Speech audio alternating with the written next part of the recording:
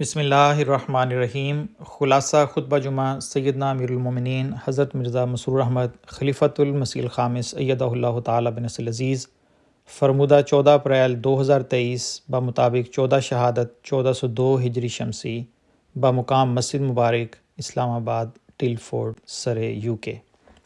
امیر المومنین حضرت خلیفۃ المسیح الخامس ایدہ اللہ تعالیٰ بنصر العزیز نے مورخہ 14 اپریل 2023 کو مسجد مبارک اسلام آباد ٹلفورڈ UK میں خطبہ جمعہ ارشاد فرمایا، جو مسلم ٹیلی ویژن احمدیہ کے توسط سے پوری دنیا میں نشر کیا گیا۔ جمعہ کی اذان دینے کی سعادت صہیب احمد صاحب مربی سلسلہ کے حصے میں آئی۔ تشہد تعوذ اور سورۃ الفاتحہ کی تلاوت کے بعد حضور انور ایدہ اللہ تعالیٰ بنصر العزیز نے فرمایا، لا الہ الا اللہ وہ کلمہ ہے جو توحید کی بنیاد ہے۔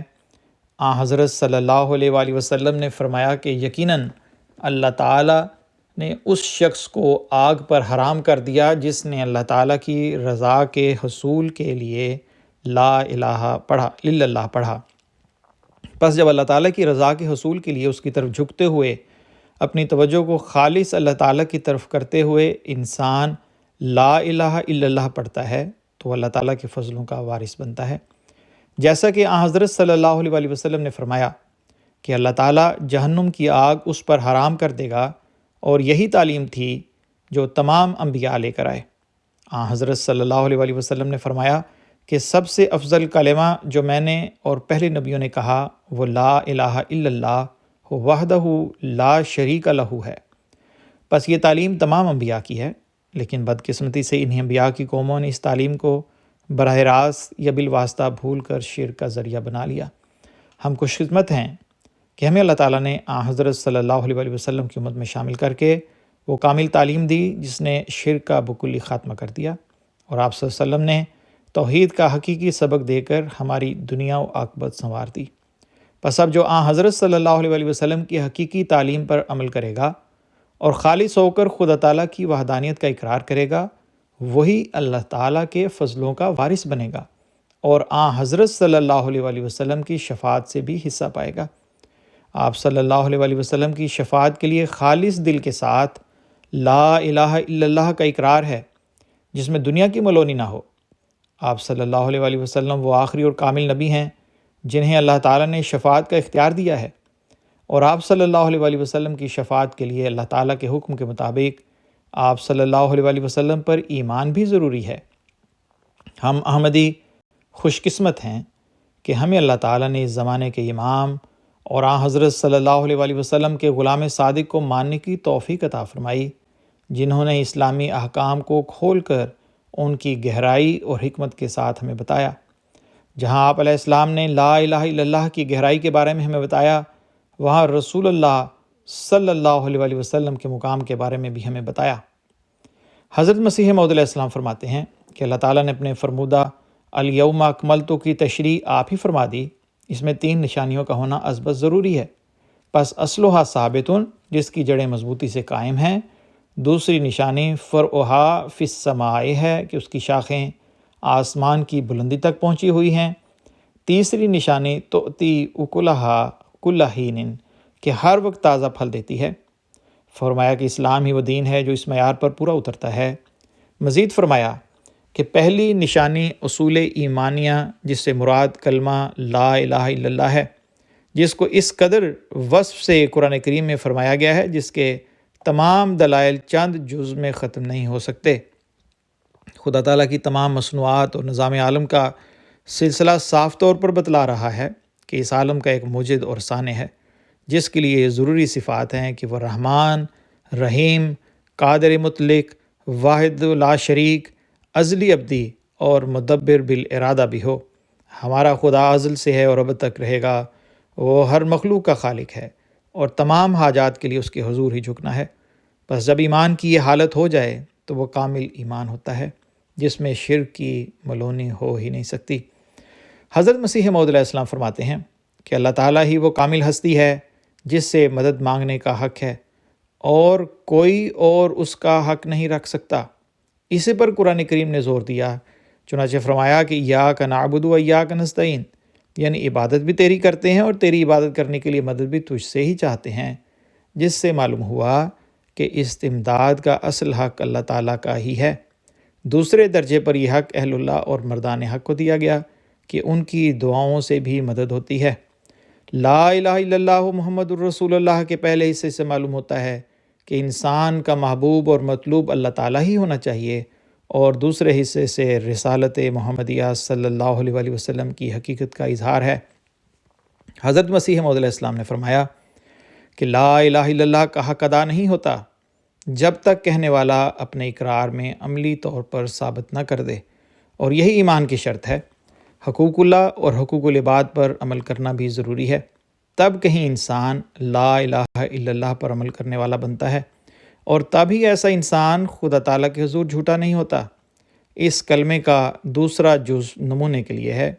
انبیاء علیہم السلام نمونوں کے لیے آتے ہیں، اور آن حضرت صلی اللہ علیہ وآلہ وسلم جامع نبی تھے جن میں تمام نبیوں کے نمونے جمع تھے۔ اللہ تعالیٰ کے حکم پر صحیح عمل اور صحیح تشریح آپ صلی اللہ علیہ وآلہ وسلم نے فرمائی اور اس پر عمل کر کے دکھایا۔ حضرت مسیح موعود علیہ السلام اپنے ماننے والوں کو نصیحت کرتے ہوئے فرماتے ہیں کہ بیعت رسمی فائدہ نہیں دیتی۔ ایسی بیعت سے حصہ دار ہونا مشکل ہے جب تک اپنے وجود کو ترک کر کے خالص ہو کر جس کی بیعت کی ہے اس کے ساتھ نہ ہو جائے، تبھی بیعت فائدہ دے گی۔ جہاں تک ممکن ہو طریقوں اور عبادات میں مرشد کے ہم رنگ ہو، اور صبح سے شام تک اپنا حساب کرنا چاہیے کہ کس حد تک ہم نے لا الہ الا اللہ پر عمل کیا ہے۔ پھر فرمایا کہ میرا یہ مطلب ہرگز نہیں کہ مسلمان کلمہ پڑھ لے اور سست ہو جائے، بلکہ اپنی تجارتوں اور ملازمتوں میں مصروف ہو، لیکن خدا کا حق ادا کرنے کی طرف بھی توجہ کرنا ضروری ہے۔ اللہ تعالیٰ کی خشیت کو تجارت کے وقت بھی ملحوظ رکھے، ہر معاملے میں دین کو مقدم رکھے۔ دنیا مقصود بالذات نہ ہو، اصل مقصود دین ہو، پھر دنیا کے کام بھی دین ہی ہوں گے۔ صحابہ کرام رضوان اللہ علیہم نے بھی مشکل سے مشکل وقت میں خدا کو نہیں چھوڑا، اور نہ ہی خدا سے غافل ہوئے اور نہ نمازیں چھوڑیں، بلکہ دعاؤں سے کام لیا۔ حضرت مسیح موعود علیہ السلام کلمے کی حقیقت اور اس کے معنی اور اس پر عمل کرنے کی بابت فرماتے ہیں کہ تمہیں اس پر ہی خوش نہیں ہونا چاہیے کہ ہم مسلمان کہلاتے ہیں اور لا الہ الا اللہ کے قائل ہیں۔ اللہ تعالیٰ صرف کیل و کال سے راضی نہیں ہوتا جب تک عملی حالت درست نہ ہو۔ خوب یاد رکھنا چاہیے کہ اگر کوئی شخص صرف زبان سے کہتا ہے کہ میں خدا کو وحدہ لا شریک مانتا ہوں اور آن حضرت صلی اللہ علیہ وآلہ وسلم کی رسالت پر ایمان لاتا ہوں، اور یہ اقرار صرف زبان سے ہی ہے اور دل معترف نہیں، تو اس سے نجات نہیں ملے گی۔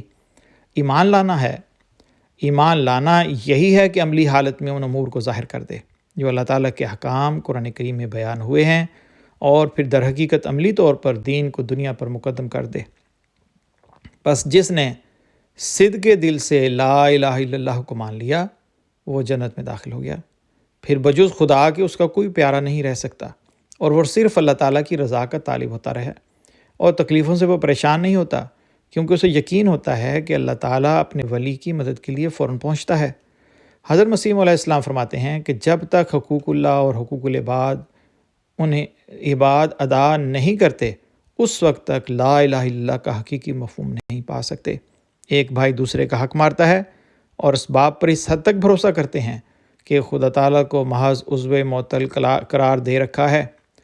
بہت ہی کم لوگ ہیں جنہوں نے توحید کے اصل مفہوم کو سمجھا ہے۔